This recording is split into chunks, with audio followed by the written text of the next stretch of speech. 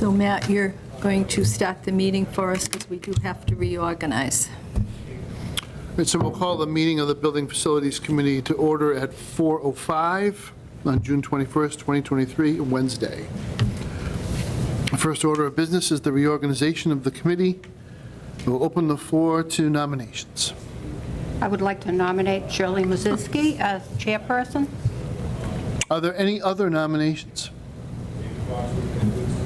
There are no other nominations. The question is, shall Shirley Mozinski continue as chair? All in favor? Aye. Opposed? That was easy.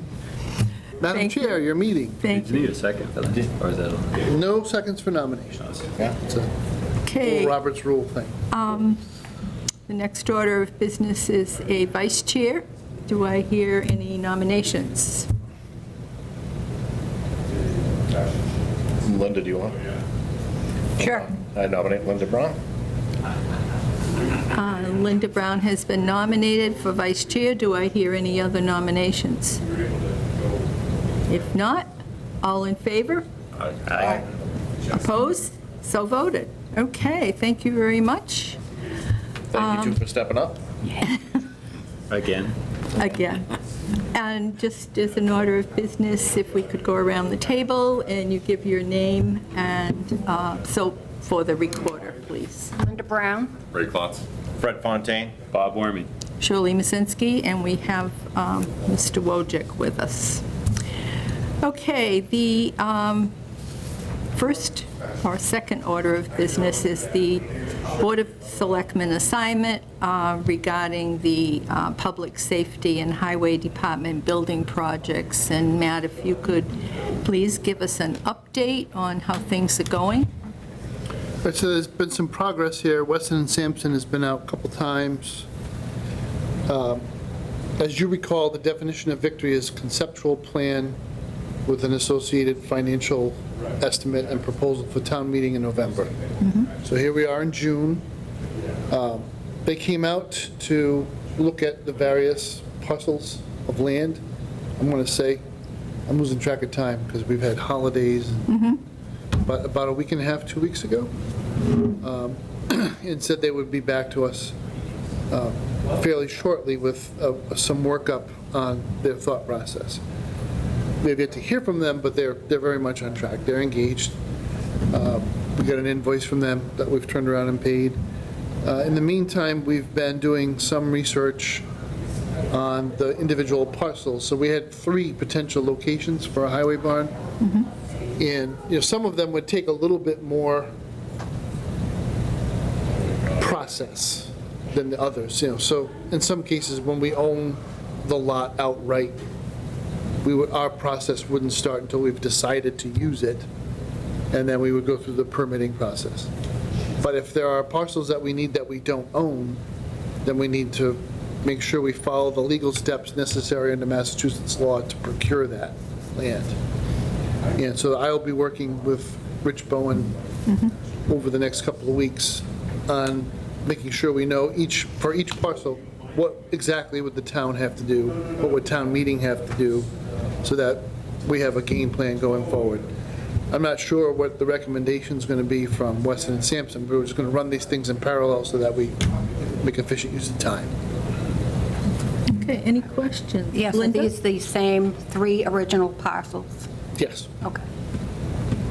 Anyone For else? the sake of the record for all of our voluminous audience at home, the 3 parcels in question are the so-called the pit behind the VFW and behind the soccer field off Main Road, the old Buckeye property, which is also off Main Road, and the existing highway barn, but with other parcels attached to it. Some may be owned by the town, some not. So Anyone else? Questions? Okay, looking forward to this, moving on. All right, next item is the oil spill. And the last time I think we met, you were waiting for results of the air quality samples. samples of everything, apparently. So I will read to you the response that Adam and I have gotten from the environmental consultant. The woman's name is Marie, that's their internal lab expert. Once Marie looks at the data from the risk assessment perspective, so we actually have a published risk assessment that becomes part of the closure report. So basically, the lab will sign off and say, we've reviewed the risks presented by the levels that we've ascertained from the sampling, and our findings are X, Y, Z. After Marie looks at the data from a risk assessment perspective, we'll have a better idea of closure. I'm guessing we might need to collect one more round of samples before that is possible. As I mentioned to Adam, the air and groundwater samples look pretty good. There was still some low levels of petroleum detected, but some of the soil gas samples, on the other hand, had higher levels of petroleum constituents. I'll know more in the next week or two, and I'll keep you posted. After our review, I'll also prepare something to send to you or present in person. So that's where we stand with that. Then he kind of PS's that and says, the samples were better than I expected. So that's Pat. If you dealt with this guy, he does a lot of this. He zags and then he zigs. And what I gathered from it was he took a bunch of samples. Soil and air looked good. I mean, water and air looked good. Soil still got a little bit of concern, but it may not cross the threshold for continued remediation or monitoring. You know, the first step is to monitor. So we may not have to do anything other than just keep watching it and take samples from time to time. That would allow us to achieve closure. But once the lab is done, the lab will be done. Questions, anyone? Linda? How long between samplings? I think that's what they have still from the risk assessment. They'll determine that. He said a couple weeks. Oh, He'll get back to us with his conclusions. Anyone else? Okay. Green communities. I think Matt Benoit corresponded with the chair. Not this time. I haven't. No ups, yeah, he did. Ah, I I missed got an it. email I missed it. today. Yeah, he has an outside commitment. I think he Okay. said no. Literally outside. He's literally outside. Mr. Preston over at Pine Sand and Gravel walking around looking at dust complaints Oh, from the planning board perspective. So, okay. Well, I missed his email. yeah, But it said there's no update on. Okay. Good. All right, the municipal backup generator. Any word? Where were we last time? Was I saying I was going to check on it? You said you hadn't heard from I McRae. have heard now, so I wish the news were better, but the generator's taking forever and a day to get here. We specified, what we wanted from this project was a whole building generator, so Yeah. to run the entire facility without sacrificing any Yeah. systems. So right now, all we do is we only pick up essential systems. We pick up emergency lighting, police operations, and computer room behind me, but we don't pick up heat or, we pick up heat, we don't pick up the lights in the rest of the building, et cetera, et cetera. And our individual power receptacles don't, just the server. So when the building loses power, the generator turns on now, we are not fully operational, only the police are. So we got a whole building generator. Well, the thing is big, and the bigger ones are taking a long time to get here. So I think we are looking at limping through another storm season without a full building generator, from the sounds of it. So January. Is that what he's given you, January? So there is a contractor of record that has won the bid. It's Fall River Electric. Right. So, we called them, and they said they're ready to go. They just don't have a generator to put in for us. Anyone? Questions? Comments? Okay. Next item is the municipal main roof replacement. You I would think have a, last time you met was this very same day that Selectman Fitzpatrick and a couple of staff members were up on the roof with Weston and Sampson. yep, There's been further conversation since then, going over the materials and how many penetrations we're going to have on the roof that can be covered up and closed up for good. We're still awaiting a design document, but a specification, so we can go out to bid. But we're still confident we'll get this done before snow flies. Okay. It's because these materials, may have gotten more expensive, but they are accessible, so we should be able to get them. Questions? Yeah, there was Linda? an issue with copper flashing, may not be up there. Has that been resolved? No, it's there. So the issue with the old copper flashing is that there's two, really, issues. One is how is it attached to the building, and how is the existing roof blended in with it? And then there's an issue that the flashing is not one continuous piece of copper. There's obviously joints. Old copper flashing was secured with lead joints, and those joints have broken apart and are no longer keeping the flashing together. So this is why Selectman Fitzpatrick got involved. The cost of the project will be different if, when we pull the old roof away, we have significant amount of joint repairs and flashing repairs and maybe some repointing to do that we cannot see, the latent conditions.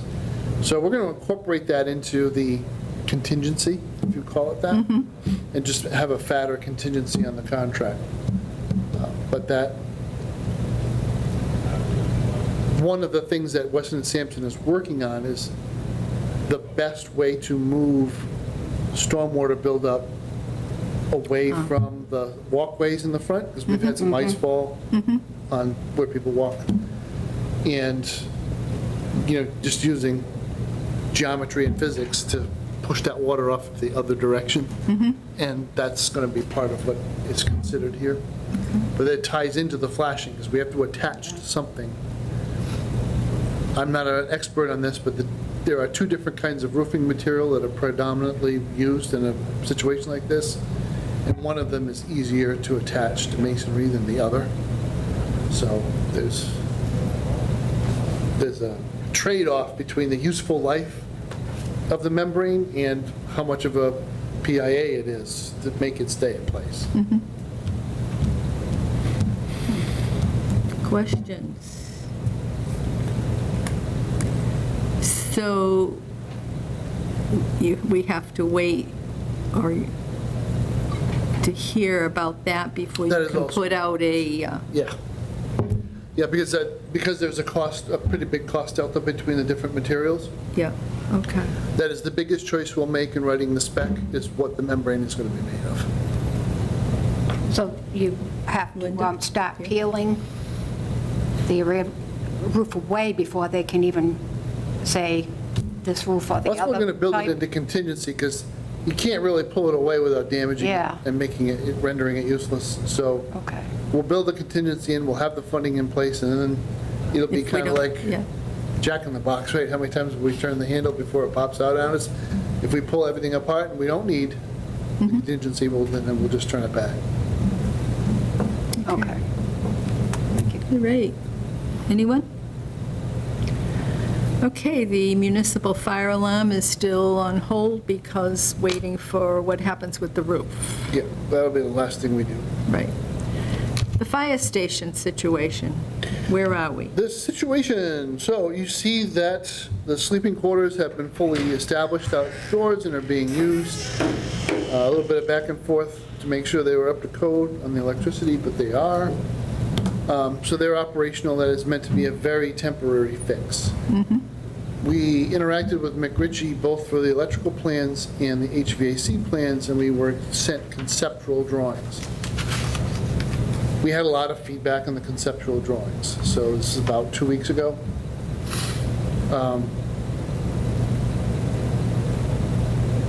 We felt that they had kind of missed the boat on part of the project. Part of the project is to significantly increase the number of receptacles and circuits in the building, because the building was built for casual call fire department use and not all day, every day, 24/7, charging radios, charging computers. We just need a lot of receptacles, and they obviously can't all be on the same circuit. So we pushed back on that and said, go back to your drawings and make sure you capture our needs for the building. But for the most part, the electrical plan is not that complex. The suggestion at this point, this has been all over the map, I wish I knew more about it to sound like an expert, but I don't.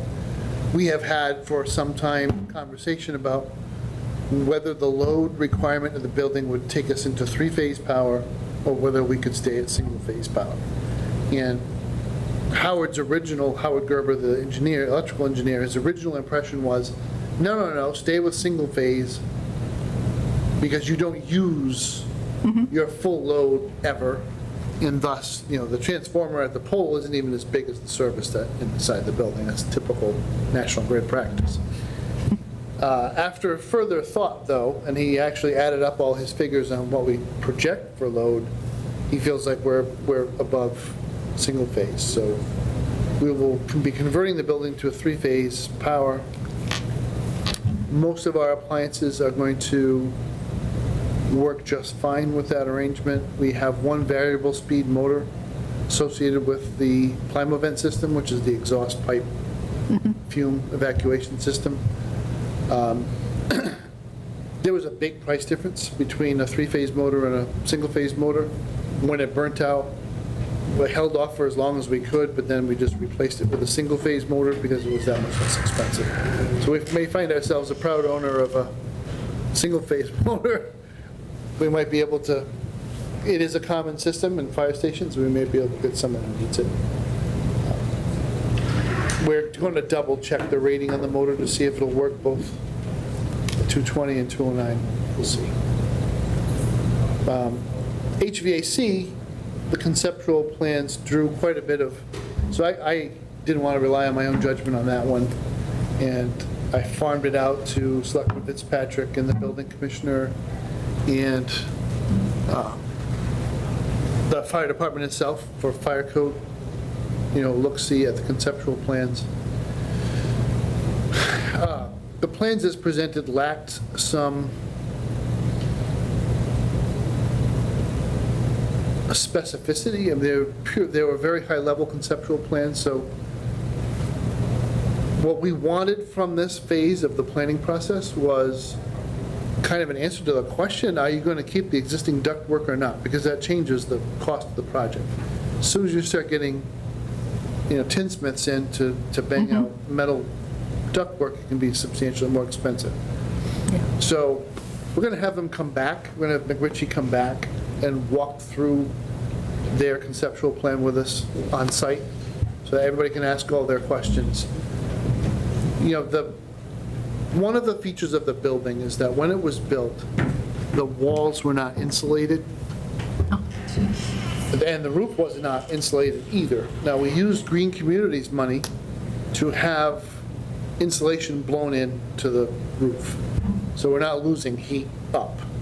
But we still are not insulated sideways. And with the doors opening and closing, there's a fair amount of air exchange with the outside air. So it's not an easy space to heat or cool for that matter. So the classic recommendation right now is to go for heat pumps because you can get incentives for heat pumps. But it is an engineering question as to whether or not they will truly be efficient.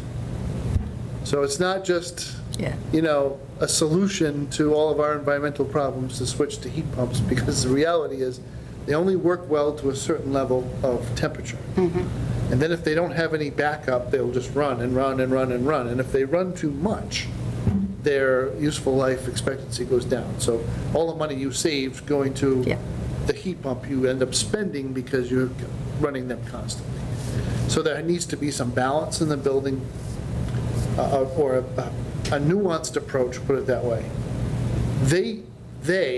McRitchie, made the incorrect assumption that if we were going to retain oil heat as our backup for low temperatures, that we would be wanting to stay with the same furnace and burner boiler that's sitting there now, this big walking commercial grade thing that's not much more efficient than, it's really terrible. It's a terrible piece of machinery.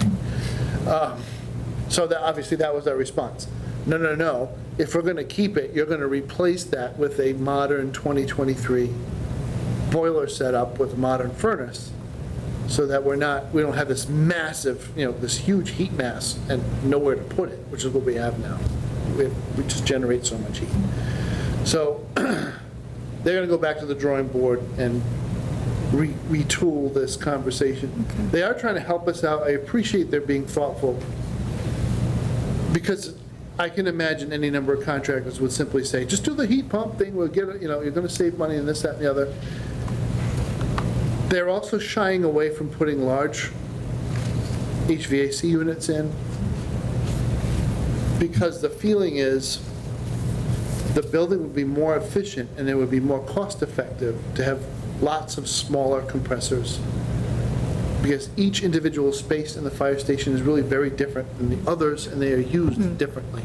So the day room is a fairly substantial room with doors on either end.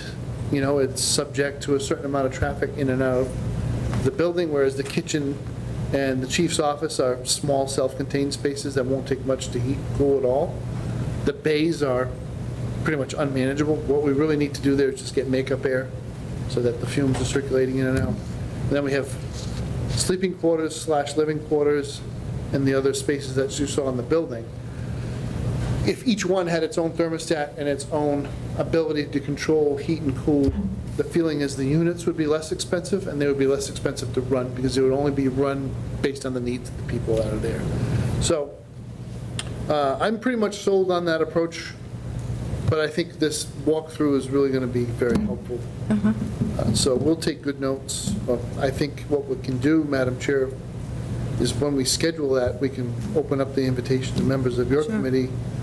You may have to post a meeting to be compliant with the law, but I think that would be very helpful.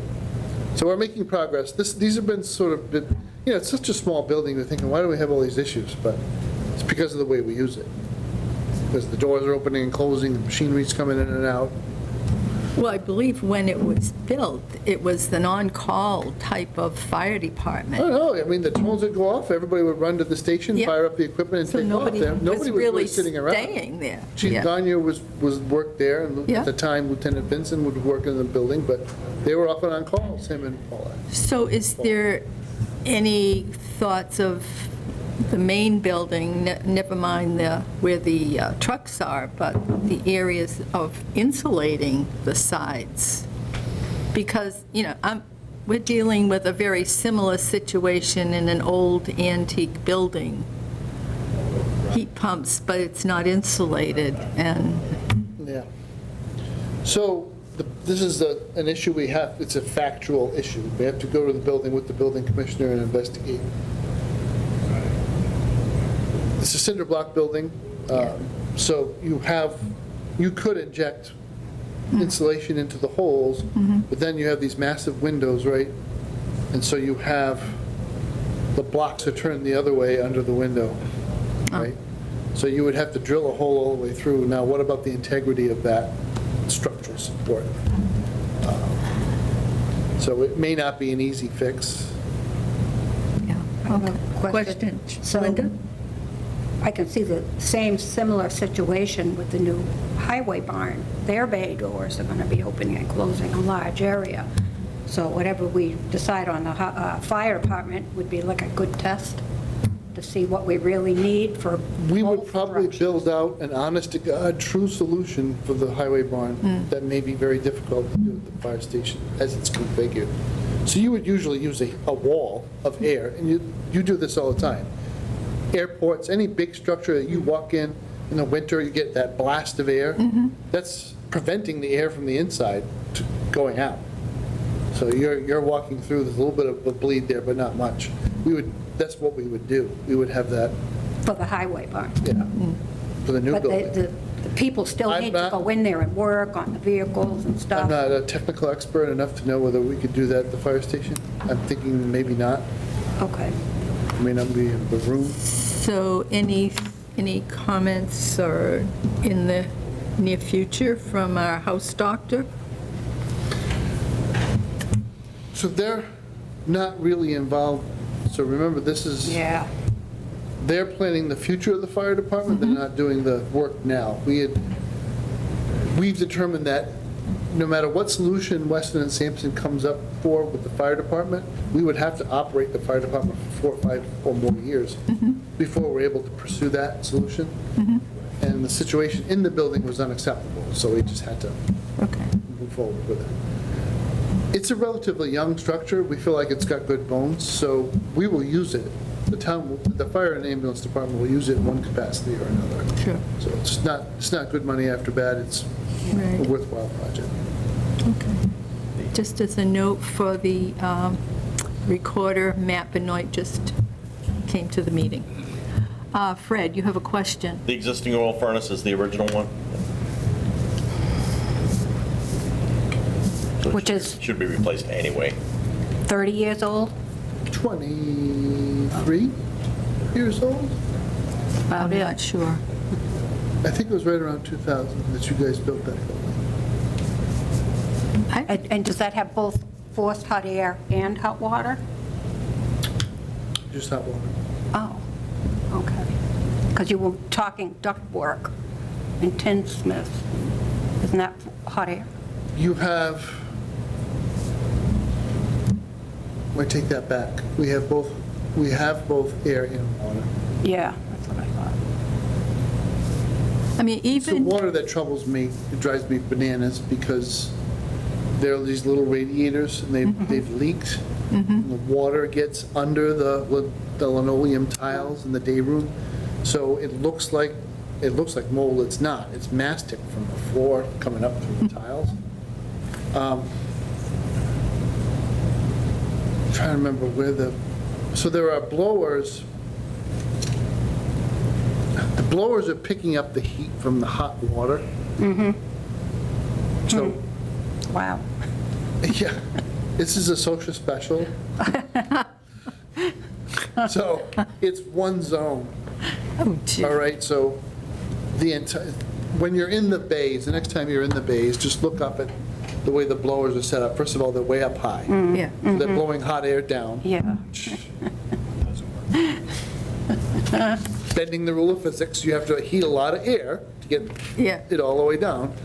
But you'll notice it's a single feed, then the blower, then the return. The water is continuing to flow all the way through the loop, and the blowers are just picking up the heat off the water and blowing it around. So that's why you have such a huge heat mass. You're just heating all of that water to circulate it all through the whole building Wow. in order to raise the temperature, so the thing gets cranking. It will blow through thousands of dollars a week. Yeah. you know. Yeah. It's Even with a furnace, Yeah, I mean, You have that same thing at the Historical Society, hot air and water. yeah, the water was almost like an afterthought. It was like next to the doors, Yeah. and I think it was just to create a little bit of a shield there when the doors were open, but right. it's actually been kind of a nemesis. Thank you. Okay, anyone else? Questions, comments? Do we have to worry about the incentives going away for heat pumps? They won't last forever. And they're significant. They are significant. I would urge everyone who is a private homeowner to investigate the possibility for yourself, because they are generous industry incentives. And your home will be different. You'll probably have insulation in the walls and the ceiling, and, be pretty tight, and the heat pump's going to make a big difference in your life. For the town, we're really not thinking about doing that much of an HVAC upgrade in this building. The post office may not be a very good candidate based on its current use. So we may not be able to take advantage of it. We may, so if the highway barn design calls for it, and it might call for heat pumps for the office space, we would certainly try to take advantage of the incentives there. But we don't have the same opportunities. And now, remember, we've already installed heat pumps for the police station and at the library. So we have, and that was prior to the incentives. Yeah. But it was free to us, because it was Green Communities grant money. Questions? Matt Benoit, do you have any information for us as a committee?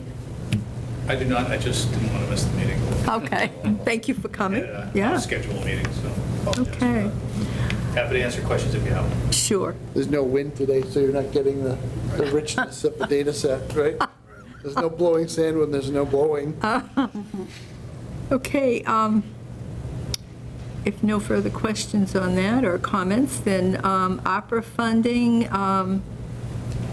is all been taken care of or directed? We haven't obligated it all yet. We've encumbered it. Yeah, The big piece here is we have asked Stantec, which does a lot of our water work, to spec out the project for Depot Street to this building and then Yep. beyond.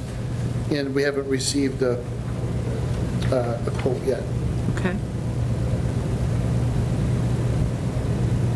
Questions on that? No? When do you plan on, that's like a project for next year? The money must be obligated under a contract no later than December 31st, 2024. Okay, Oh, And okay. it must be completely spent out, I think it's 26. But I was just wondering when we expect them to start ripping up Depot Street. not in the immediate future. Oh, okay. I think we're trying to be savvy to the timing of that, because if everything we're doing on Gilboa, Northeast Maine is happening at the same time as Depot, it would be kind of a bit of a kerfuffle. Okay. Big We'd mess. like to avoid, we'd like to have all brand-new pavement on Gilboa and North, that stretch up north, and the Northeast Maine work well in hand before we start messing with Depot Street. Okay. but by the same token, By the same token, we can't wait forever. yeah, It's got to Yeah. get done. okay. Thank you. Any other questions on the ARPA funds? No. You had mentioned a couple of times that you thought, I forget his name, from the water department should come. Oh, I did ask him to come today. That's slacker. I did do it. I did, there are witnesses that I told him, actually twice, right after your last meeting and then this last week, in Bob's defense. Sure. It's a busy day out there pouring concrete and I understand, chasing our contractors around out there. but really, He is due for a report, so we'll no, try. I mean, this is mainly on Gilboa, Oh, I thought it was Depot Street. I'm sorry, Depot, thank you. Sorry, didn't mean to shock you. It's like, is there another one? No, this is mainly on this street. Yeah, I'm not sure where he's settled with his commissioners. Okay, I know they wanted to complete the loop and keep going Yeah. past the municipal center. yep, I know they've had discussion at commission meetings. I don't know they've resolved it yet. okay. I'm not privy to it. I haven't watched. But there's a, Is that who you're looking for? no, different Bob. No, sorry, I'm here if you need me. thank you. I think they've had some questions about how they're going to fund it. You know, once they get past here, once Yeah. the ARPA piece of the project is going by, they would be on their own. Okay, And whether, that funding sources would clarifies be it, available. okay, yep. All right, anything else? If not, then we'll move on to the minutes of April 19th. And we asked to have them checked and some situations resolved, so we have new copies. I have one correction. Yep, The number 4, after Matt Wojcik joined the meeting, and it's the third sentence where it's, let's see, Arbor in a previous town meeting and the town. It shouldn't be a capital T and the. That's the only one. this is number 4. Yeah. Third sentence. There should not be a capital T and the before town. Okay.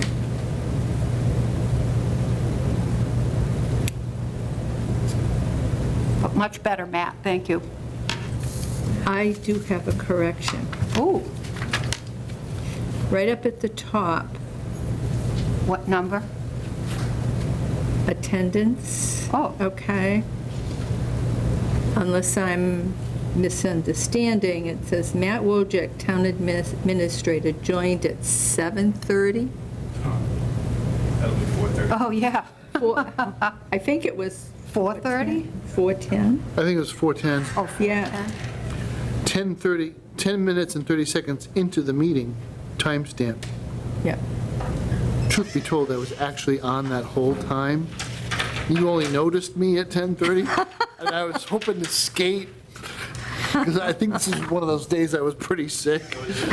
You Yeah, had the dentist dental appointment. work, yes. But yeah, I was on. Any other corrections? so it's 10:30 TS. not 7. 10:30 in the timestamp, 4:10 PM.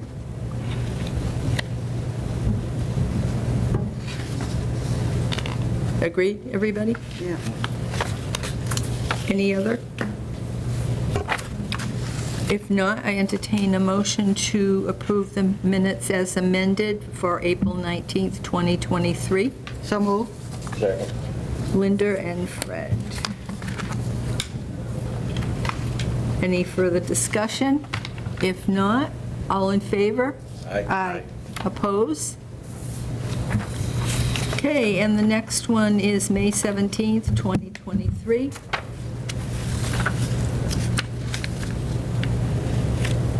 I'm sorry, back up maybe, no, we're okay. You're good, sorry. May 17th. Any questions, comments?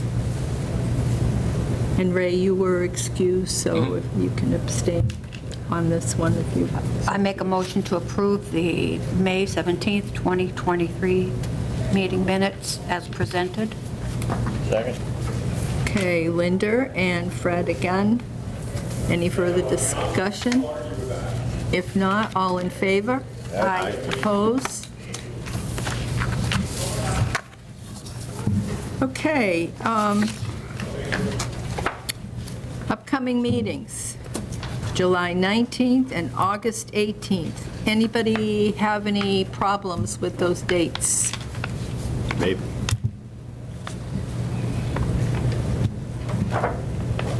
Oh, actually, yes, the 18th of August, I'm sorry, 16th. 16th of August, I believe I'm traveling for work that week. July. Okay, as long as, I do send out a message, a reminder, and I would appreciate if you just let me know I'll be there, then I know if I have a quorum. So if one of you are out, that's okay, but if it's two of you that are out, then we don't have a quorum. I'll be out of town that whole week in July.